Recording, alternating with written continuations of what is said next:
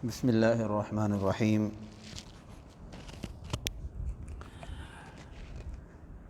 السلام علیکم ورحمۃ اللہ وبرکاتہ۔ میں اپنے تمام طلباء کرام کو ریڈر آن لائن کلاسز میں خوش آمدید کہتا ہوں۔ آج ہمارا اسلامیات کا لیکچر نمبر 22 ہے۔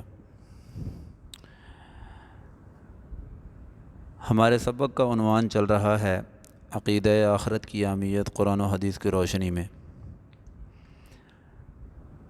عقیدہ آخرت قرآن سے بھی ثابت ہے، حدیث مبارکہ سے بھی ثابت ہے، اور ہماری عقل بھی اس کو مانتی ہے کہ جب ہم نہیں تھے تو اللہ نے ہمیں پیدا کر لیا، اب جب ہیں مر جائیں گے، مٹی میں مل جائیں گے، ہمارے ذرات زمین پہ پھیل جائیں گے تو میرا اللہ ان تمام ذرات کو اکٹھا کر کے دوبارہ ہڈیوں کو جوڑنے، ان پر گوشت پوشت چڑھانے پہ قادر ہے، اور دوبارہ سے قیامت کے دن اللہ ہمیں کھڑا کرے گا۔ پھر اس کا حساب و کتاب ہوگا، اس کے نیک اعمال پہ اسے جزا ملے گی اور برے اعمال پہ سزا ملے گی۔ یہ ہمارا عنوان چل رہا ہے عقیدہ آخرت کی اہمیت قرآن و حدیث کی روشنی میں۔ یہ بات تفصیل سے کہی جا چکی ہے کہ جس طرح ہمیں یہ ایک جہان نظر آ رہا ہے، اسی طرح کا ایک جہان اس کے بعد بھی ہے۔ اس کو عالم دنیا کہتے ہیں، اسے عالم آخرت کہتے ہیں۔ عالم آخرت کو سمجھنے کے لیے ایک چھوٹی سی مثال ہے کہ ایک عالم دنیا ہے اور ایک عالم 9 مہینے کا ماں کے پیٹ کے اندر ہے۔ 4 مہینے کی عمر کے بعد اس گوشت پوشت کا جو لوتھڑا بنتا ہے، پھر انسانی شکل اللہ تعالیٰ ماں کے پیٹ میں تخلیق کرتے ہیں، اس میں روح ڈالی جاتی ہے۔ 5 مہینے وہ اس عالم میں رہتا ہے جس کے بارے میں دنیا میں آنے کے بعد پتہ بھی نہیں ہوتا، کچھ یاد بھی نہیں ہوتا کہ میں نے وہاں پہ وقت گزارا ہے۔ ہم مشاہدہ کرتے ہیں کہ ماں کے پیٹ کے اندر ایک جہان ہے جس میں انسان رہتا ہے۔ تو جس طرح ہم دنیا میں آ گئے، اسی طرح دنیا سے جانے کے بعد بھی ایک جہان ہے جس کو قرآن سے بھی ثابت کیا گیا، احادیث سے بھی ثابت کیا گیا ہے، اور ہماری عقل بھی مانتی ہے کہ مرنے کے بعد ایک جہان ہے جس کو عالم آخرت کہتے ہیں۔ ہمارا سفر آخرت کیسا ہوگا؟ ایک ترتیب کے ساتھ چل رہا تھا، جس میں سے کچھ ہیڈنگز ہم نے پچھلے سبق میں تفصیل کے ساتھ بیان کی ہیں، اور جو باقی رہ گئی ہیں وہ آج کے سبق کا حصہ ہیں۔ آج جن ہیڈنگز کو ہم بیان کریں گے وہ یہ ہیں۔ نمبر 1، حساب و کتاب کا آغاز۔ نمبر 2، وزن اعمال۔ نمبر 3، پل صراط۔ نمبر 4، حوض کوثر۔ نمبر 5، جنت۔ نمبر 6، جہنم۔ حساب و کتاب کا آغاز۔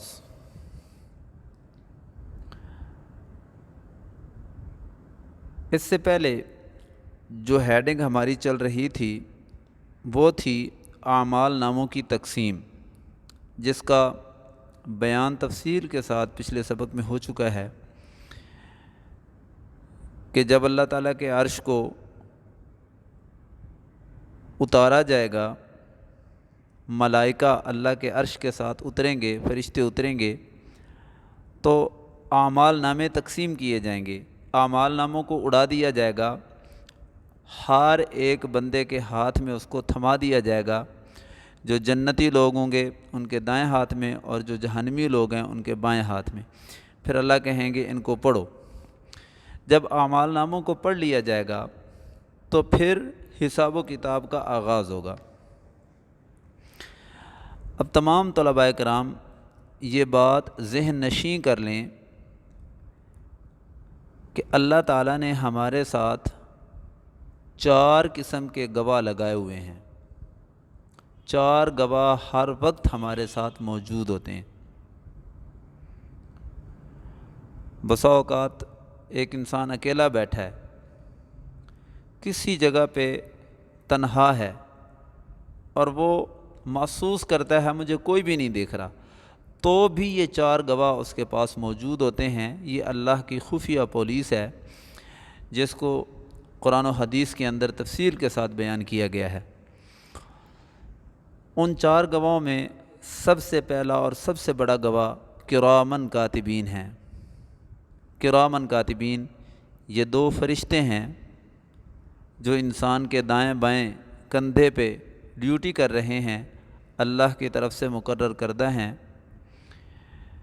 انسان کی ہر حرکت کو نوٹ کرتے ہیں، بڑی ایمانداری کے ساتھ جو انہیں احکامات دیے گئے ہیں یہ اس کو پورا کرتے ہیں۔ تو حساب و کتاب کے آغاز میں کرامن کاتبین کو بطور گواہ پیش کیا جائے گا، چونکہ یہ لکھنے والے ہیں۔ دوسرا گواہ انسان کے ساتھ جو لگا ہوا ہے وہ انسانی اعضاء ہیں، ہاتھ ہیں، پاؤں ہیں، زبان، آنکھیں ہیں، ناک ہے، کان ہے، پورا جسم ہے۔ قرآن میں بڑی تفصیل کے ساتھ ان چیزوں کو بیان کیا گیا ہے، جیسا کہ آگے آیات میں یہ بات تفصیل کے ساتھ آ جاتی ہے۔ تیسرا گواہ وقت، جس وقت کے اندر ہم کوئی گناہ کر رہے ہوتے ہیں یہ وقت بھی اللہ تعالیٰ کے ہاں گواہ بن کے پیش ہوگا کہ یہ وقت تھا جس کے اندر اے اللہ اس بندے نے تیری نافرمانی کی ہے۔ اور چوتھا گواہ زمین کا وہ حصہ جس پر کھڑے ہو کے بیٹھ کے ہم اللہ کی نافرمانی کرتے ہیں، وہ زمین بھی اللہ کے سامنے خبر دے گی۔ اذا زلزلت الارض زلزالها واخرجت الارض اثقالها وقال الانسان ما لها یومئذ تحدث اخبارها، یومئذ اس دن تحدث اخبارها، یہ زمین اپنی ساری کی ساری خبریں اللہ کو دے گی۔ یہ 4 گواہ انسان کے ساتھ لگے ہوئے ہیں۔ تو حساب و کتاب کا جب آغاز ہوگا تو گواہیاں پیش کی جائیں گی، یہ گواہ لائے جائیں گے اور یہ گواہ گواہی دیں گے کہ اے اللہ اس بندے نے تیری نافرمانی کی تھی۔ قرآن مجید میں اللہ تعالیٰ ارشاد فرماتے ہیں وَجِیءَ بِالنَّبِیِّین، اور لایا جائے گا نبیوں کو، والشہداء اور گواہوں کو، وَقُضِیَ بَینَہُم اور فیصلہ کیا گیا گا ان کے درمیان، بالحق حق کے ساتھ۔ آگے اللہ فرماتے ہیں سورہ نور کے اندر یوم تشہد علیہم، جس دن گواہی دیں گے ان پر، السنتہم ان کی زبانیں، وایدیہم اور ان کے ہاتھ، وارجلہم اور ان کے پاؤں، بما کانوا یعملون جو کچھ وہ کیا کرتے تھے۔ آج ہم اپنے پاؤں سے، ہاتھ سے، زبان سے، کان سے، آنکھوں سے جو بھی کرتے ہیں یہ سارے کے سارے اعضاء بولیں گے۔ رسول اللہ صلی اللہ علیہ وسلم نے ارشاد فرمایا اللہ کے دربار میں انسانی جسم میں سب سے پہلے جو چیز انسان کے خلاف بولے گی وہ اس کی ران ہوگی، اس لیے کہ ران شرمگاہ کے زیادہ قریب ہوتی ہے۔ یہ اللہ کے ہاں گواہی دے گی کہ اے اللہ اس نے کہاں کہاں تیری نافرمانی کی ہے۔ اللہ قرآن میں فرماتے ہیں سورہ یاسین کے اندر الیوم نختم علی افواہہم، آج کے دن ہم ان کے منہوں پر مہر لگا دیں گے، منہ کو بند کر دیں گے، وتکلمنا ایدیہم ان کے ہاتھ بولیں گے، وتشہد ارجلہم اور ان کے پاؤں گواہی دیں گے، بما کانوا یکسبون جو وہ کیا کرتے تھے۔ یہ ہاتھوں کے پورے اللہ کے سامنے بولیں گے۔ آج ہم اپنے موبائل کے اوپر ٹائپنگ کرتے ہیں اور اپنے پوروں کو یوز کرتے ہیں کوئی بری باتیں لکھتے ہوئے، گندی باتیں لکھتے ہوئے، تو یہ پورے بھی اللہ کے ہاں گواہی دیں گے کہ میرے ذریعے سے کیا کیا باتیں دوسروں کو کی گئی ہیں یا کہی گئی ہیں۔ یا ہاتھ کسی غلط کام کی طرف اٹھیں گے تو یہ ہاتھ بولیں گے۔ سورہ حامیم السجدہ میں اللہ تعالیٰ نے ایک تفصیل کے ساتھ گواہیوں کا سلسلہ بیان کیا ہے۔ اللہ فرماتے ہیں کہ اس دن انسانی جسم کی جلد یہ بھی بولے گی. جب یہ بولے گی تو بندہ پریشان ہو جائے گا. بندہ کہے گا تیری لذت کے لیے میں یہ کام کیا کرتا تھا. تو یہ جلد بولے گی اور کہے گی کہ جس اللہ نے تیرے اندر بولنے کی طاقت رکھی تھی اسی اللہ نے میرے اندر بولنے کی طاقت رکھی ہے. آج میں تیری ساری کی ساری باتیں تفصیل کے ساتھ اللہ کو بتاؤں گی. یہ انسانی جسم کے اوپر جو جلد ہے یہ جلد بھی اللہ کے ہاں گواہ بن کے آئے گی. تو یہ حساب و کتاب کا آغاز ہے. حساب و کتاب کے بعد وزن اعمال ہوگا. یاد رکھیں کہ ہمارے اعمال ان کی گنتی نہیں ہوگی بلکہ ان کا وزن کیا جائے گا. یعنی ایک ترازو ہوگا, اس ترازو کے 2 پلڑے ہوں گے, ان 2 پلڑوں کے اندر ہمارے اعمال کو رکھا جائے گا. ایک پلڑے میں نیکیاں رکھی جائیں گی اور دوسرے پلڑے کے اندر برائیاں رکھی جائیں گی. اب اگر نیکیوں والا پلڑا بھاری ہو جاتا ہے, جھک جاتا ہے, اور برائیوں والا ہلکا ہو جاتا ہے تو نیکیاں برائیوں پہ غالب آ گئیں, نیکیاں زیادہ ہو گئیں, برائیاں کم ہو گئیں, اللہ اس بندے کو جنت میں بھیج دے گا. اور اگر خدا نہ خواستہ نیکیوں والا پلڑا ہلکا ہو گیا اور برائیوں والا جھک گیا تو پھر اللہ تعالیٰ اس بندے کو جہنم میں بھیج دے گا. ہاں اگر وہ مسلمان ہے تو اللہ اپنی رحمت سے اسے جنت میں بھیج دے تو کوئی بھی اللہ سے پوچھنے والا نہیں ہے. لیکن وزن اعمال یہی ہے کہ ایک ترازو لگے گا جس کے اندر انسان کے اعمال کو تولا جائے گا. نمازوں کا وزن ہوگا, حج کا وزن ہوگا, زکوٰۃ کا وزن ہوگا, روزے کا وزن ہوگا, آپ کے کلمات کا وزن ہوگا. آپ جو بھی کام کر رہے ہیں ہر ایک کام کا وزن ہوگا. جیسا کہ نبی کریم صلی اللہ علیہ وسلم نے ارشاد فرمایا کہ جب انسان کے اعمال کو تولا جائے گا تو اس کے نیک اعمال میں سب سے زیادہ وزنی چیز جو ہوگی وہ اس کے اچھے اخلاق ہوں گے. کہ یہ دوسروں کے ساتھ کس انداز سے بولتا ہے, کیا رویہ اختیار کرتا ہے, آیا کسی کو تکلیف تو نہیں دیتا. اس کے جو اخلاق ہیں ان کا وزن اس کے نامہ اعمال میں سب سے زیادہ ہوگا. اس کا مطلب یہ ہوا کہ ہم جو بھی کرتے ہیں اچھا یا برا اس کا قیامت کے دن وزن ہوگا.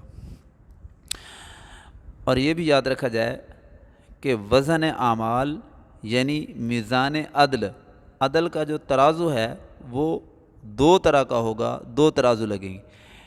پہلا میزان عدل لگے گا جس میں کفر اور ایمان کو تولا جائے گا, اور دوسرا وزن اعمال میزان عدل جو لگے گا وہ نیک مسلمانوں کو اور برے مسلمانوں کو الگ کرنے کے لیے ہوگا.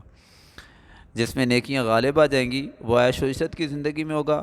اگر اللہ نہ کرے برائیاں غالب آ گئی تو پھر وہ ہمیشہ کی جہنم کے اندر چلا جائے گا.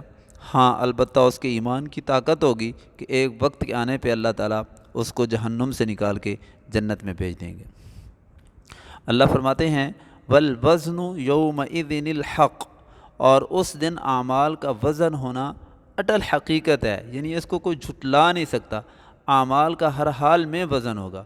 جیسا کہ دوسری جگہ پہ قرآن مجید میں اللہ تعالیٰ ارشاد فرماتے ہیں فَمَن يَعْمَلْ مِثْقَالَ ذَرَّةٍ خَيْرًا يَرَهُ, جس نے کوئی بھی ایک رائی کے دانے کے برابر بھی اچھائی کی ہوگی وہ بھی اللہ سامنے لائے گا, وہ اسے دیکھے گا.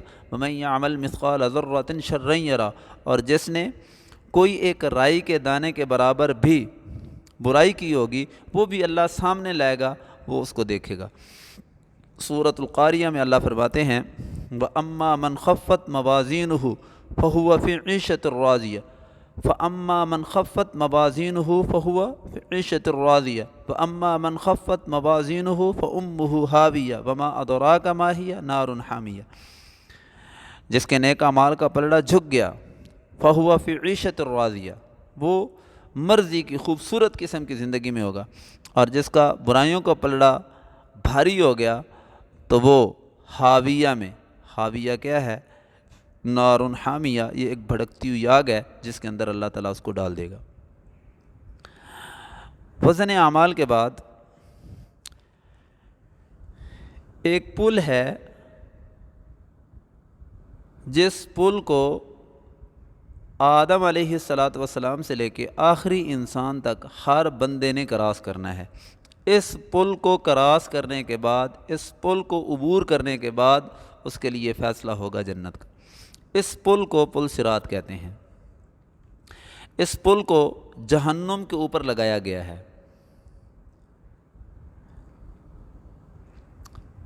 بعض مفسرین نے لکھا ہے کہ یہ ایسا پل ہے کہ اتنا سخت اندھیرا ہوگا اس پل پہ، اتنا سخت اندھیرا ہوگا کہ اگر انسان اپنی آنکھوں سے اپنے ناک کو دیکھنا چاہے گا تو شاید ناک بھی نظر نہ آئے، اس قدر وہاں پہ اندھیرا ہوگا۔ اب اس اندھیرے کے اندر روشنی اس کے اعمال ہوں گے، اگر اعمال صالحہ ہیں تو اسی کے مطابق وہاں پہ روشنی ہوگی۔ پھر یہ بال سے زیادہ باریک ہے، تلوار سے زیادہ تیز ہے، اور ہر ایک بندے نے یہاں سے گزرنا ہے، اور ہر ایک بندہ اپنے اعمال خیر، نیک اعمال کی بنا پہ گزرے گا۔ احادیث میں آتا ہے کہ کچھ لوگ ایسے ہوں گے کہ جو برق رفتاری یعنی بجلی کی طرح تیزی کے ساتھ وہاں سے گزر جائیں گے، اور کچھ لوگ ایسے ہیں جو پیدل چلنے والوں کی طرح وہاں سے گزرتے، اور کچھ لوگ ایسے ہیں، آپ صلی اللہ علیہ وسلم نے ارشاد فرمایا، جو پیٹ کے بل گھسٹتے ہوئے وہاں سے جائیں گے۔ کچھ کے لیے یہ سفر آسان ہو جائے گا اور کچھ کے لیے مشکل ہو جائے گا۔ اس کے اوپر کانٹے ہیں، کنڈے ہیں، جن کے اندر انسان پھنس کے جہنم کے اندر گر جائے گا۔ سب سے پہلے اس پل کو خود نبی کریم صلی اللہ علیہ وسلم عبور کریں گے اپنی امت کے ساتھ، پھر اس کے بعد باقی انبیاء اپنی امتوں کے ساتھ اس پل کو کراس کریں گے۔ اللہ تعالیٰ قرآن مجید میں ارشاد فرماتے ہیں وَإِن مِّنكُمْ إِلَّا وَارِدُهَا وَإِن مِّنكُمْ، اور تم میں سے کوئی بھی نہیں ہے إِلَّا وَارِدُهَا کہ جس کا اس پہ سے گزرنا ہو۔ مطلب کہ اس پل کو آدم علیہ السلام سے لے کے آخری انسان تک، چاہے وہ کافر ہے چاہے وہ مسلمان ہے، وہ اس سے گزرے گا۔ اللہ تعالیٰ، نبی کریم صلی اللہ علیہ وسلم نے ارشاد فرمایا کہ جہنم کے اوپر ایک پل لگایا گیا ہے، میں سب سے پہلے اس کو عبور کرنے والے ہوں گا، اور تمام رسولوں کی اس وقت کی دعا کیا ہوگی؟ اللہم سلم، اللہم سلم سلم، اے اللہ تو ہمارے لیے سلامتی پیدا فرما، اے اللہ تو ہمارے لیے سلامتی پیدا فرما۔ بعض روایات میں آتا ہے کہ اکثر لوگوں کی زبان پہ جو مسلمان ہوں گے یہ کلمہ جاری ہوگا، وہ کہہ رہے ہوں گے اللہم سلم سلم، اللہم سلم سلم۔ یہ پل صراط ہے جس کو ہر ایک انسان نے عبور کرنا ہے۔ پل صراط کے بعد حوض کوثر ہے۔ کوثر جنت کی ایک نہر ہے۔ جنتوں میں سب سے بڑی جنت جنت الفردوس ہے۔ جنت الفردوس کی ایک نہر ہے جس کا نام نہر کوثر ہے۔ اس کا ایک پرنالہ میدان محشر میں ایک بہت بڑا حوض ہے، جس حوض کے اندر گر رہا ہے۔ اس نہر کوثر کا پانی اس پرنالے کے ذریعے سے اس حوض کے اندر گر رہا ہے۔ اس حوض کے اندر اس جمع ہونے والے پانی کو جام کوثر کہتے ہیں، اس کو نہر کوثر، اور حوض کوثر کے اندر جو پانی آ رہا ہے اسے جام کوثر کہتے ہیں۔ احادیث سے ثابت ہے کہ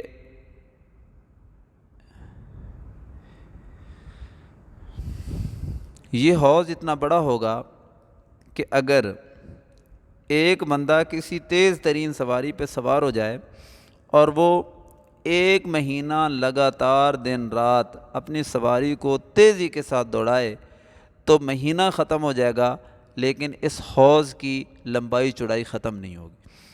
آپ صلی اللہ علیہ وسلم نے ارشاد فرمایا اس کا پانی دودھ سے زیادہ سفید ہے، مشک سے زیادہ خوشبودار ہے، شہد سے زیادہ میٹھا ہے، برف سے زیادہ ٹھنڈا ہے۔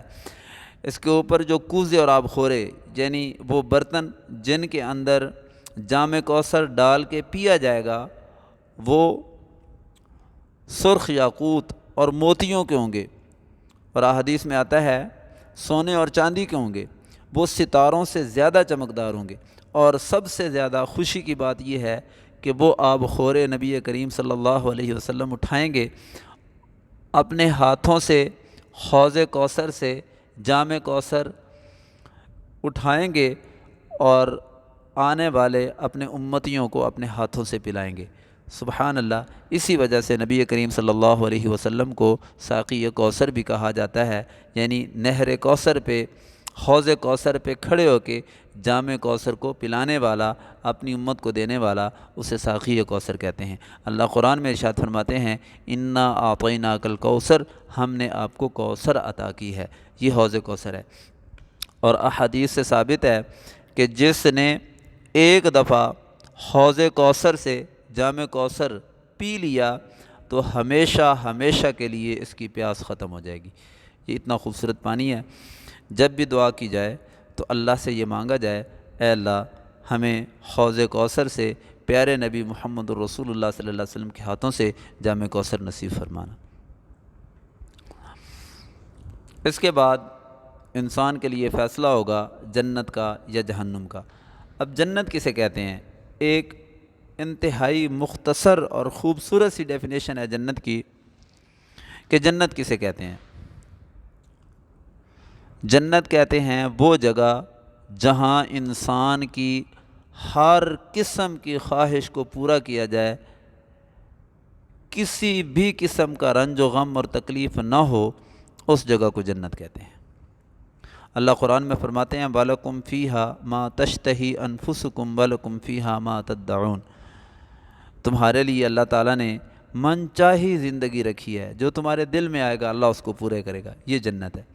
قرآن مجید میں اللہ ارشاد فرماتے ہیں ان الابرار لفی نعیم، ان بے شک الابرار نیک لوگ، اعمال صالحہ اختیار کرنے والے، لفی نعیم وہ بہت بڑی بڑی نعمتوں کے اندر ہوں گے، یعنی جنت کے اندر ہوں گے۔